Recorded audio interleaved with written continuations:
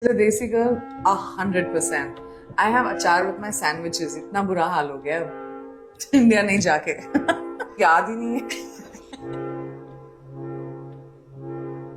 It's very cool, like to be able to be in a movie where you have these two action comedy giants, Idris Elba and John Cena, but actually be to be the muscle in the movie.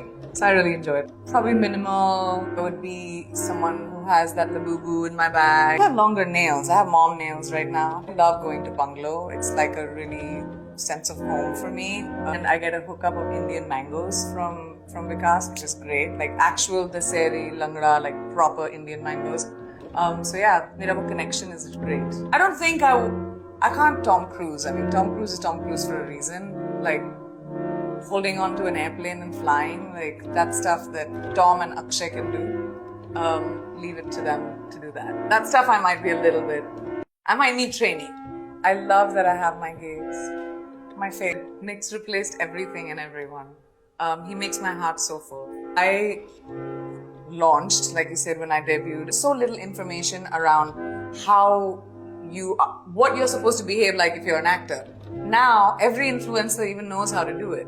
So I think I would be a lot more prepared coming into the industry now.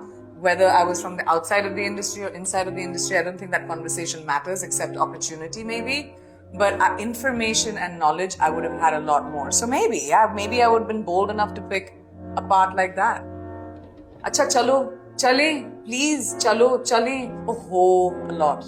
It's very Punjabi of me. It comes out even to my husband. I'll be like, oh, let's just do that. And he knows now what it means. Mushkil hota hai to ask for your worth because you get written about and you're called difficult to work with. And, it's harder to be able to negotiate that. It's always been tough for me as well to talk about money. I'm usually very embarrassed about that. So, take whatever you give me, I'll take it. But I have representation that really wanted to fight for me.